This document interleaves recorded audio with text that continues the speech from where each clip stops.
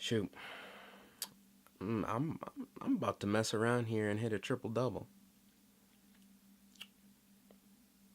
This question is from Nick. What's up, Nick? Nick has a podcast titled One Degree of Separation. I think what we're doing here is we're doing some cross promotion. I'm not sure. It's a question. I'm going to answer it. Thank you for this question, Nick. I'm glad that you asked because today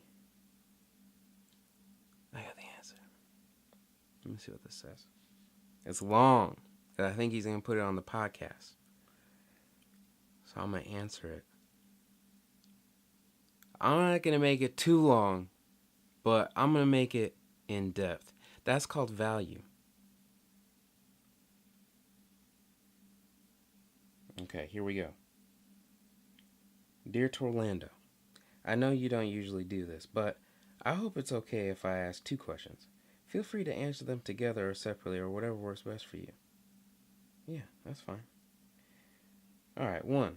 You've answered essential life questions ranging from Dear Clarissa, what?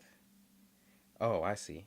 You've asked essential life questions ranging from Did Clarissa really explain it all? To Whatever happened to Pogs? To What's with those frumpy mom hats? How did you have time to learn all this?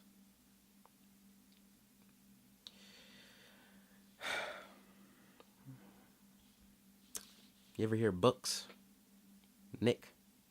I read books, man. They don't cover those topics. So maybe that's not the right answer for that. But let me tell you something. I do read a lot of books. And I think that it's very valuable for people to read more. But how did I learn things like Clarissa Explains It All? How did I learn things like Pogs? I lived it. Okay? I read the book of Ask Torlando. And I was a child of pop culture. My mom instructed me in pop culture.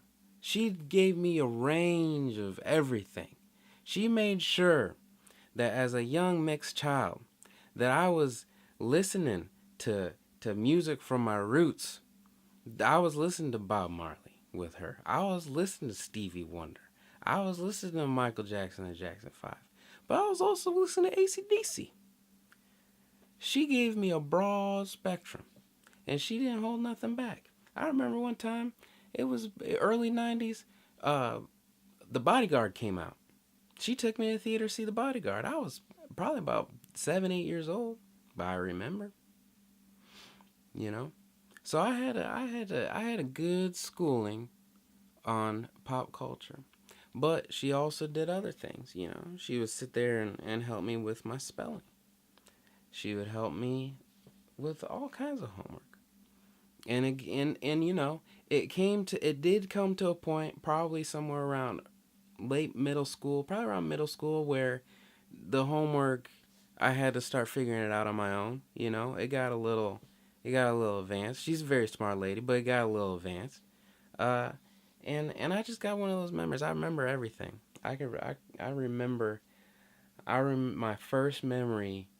I was 2 years old, and I remember going to the Osco where my mom worked because she worked in the pharmacy in the back, and I remember my daycare lady, Teresa, taking me. I remember it. I remember as clear as day. So I got a good memory. That's how I know a lot of stuff. I don't know everything though. So don't act like I'm some arrogant fool or something like that.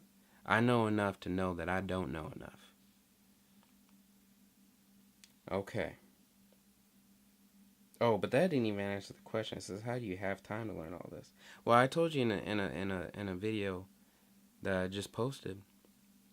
This whole year that I've been gone, I read 25 books. So you know, you just see my thing. How do you have time? It's time man. You're talking about time management here. Here's how you manage your time. you take the task that you're going to do and you put it in your calendar. And then you set a reminder for 1 hour.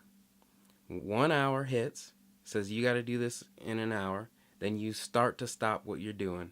And then you focus on that next thing. When you're in that next thing, that's what you're focused on. Don't think about anything else. Just do that one thing.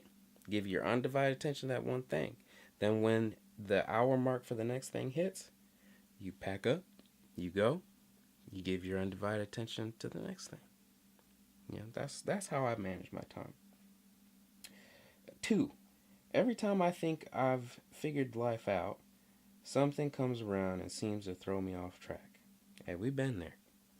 Oftentimes it's myself, but sometimes it's some other noise that gets in the way. Since you do seem to know so much, this guy's inflated my ego. What do you think are the key elements to a happy and fulfilled life?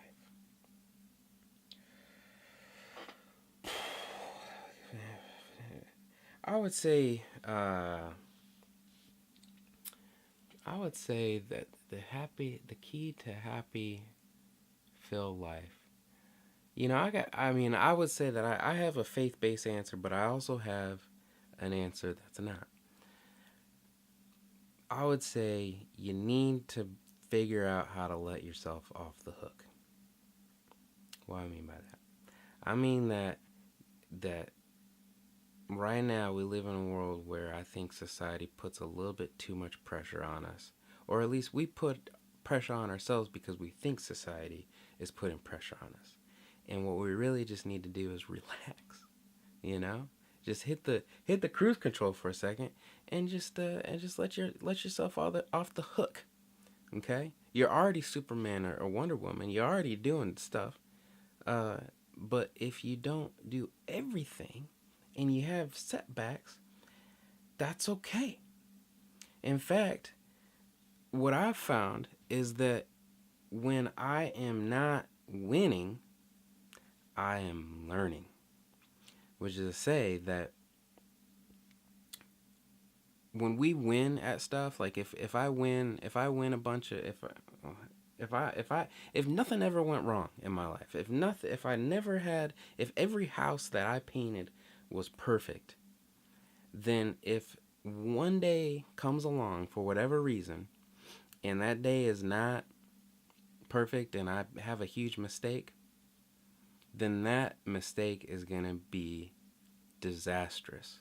But if I learn how to fail early in my life, if I learn how to make mistakes, then I'm going to protect myself and safeguard myself down the road in a way that I never would have had it, you know what I'm saying? It's like you build a huge house of cards and then the wind comes and it blows it down.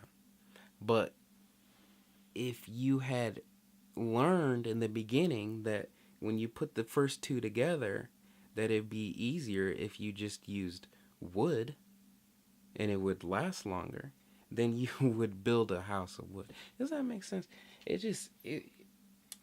I think that's a huge key. I actually think that is the biggest key, is to learn, is to have this sense of contentment with where you're at, but to also have a divine sense of discontent, in that that you can get better and you can improve, but being okay with where you're at.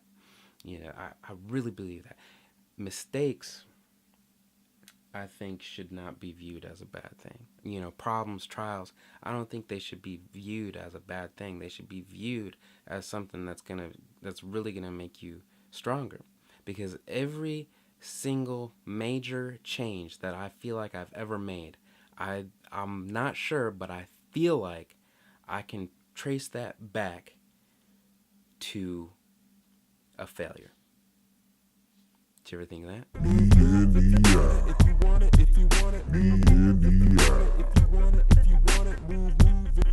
Put your ass in the microwave.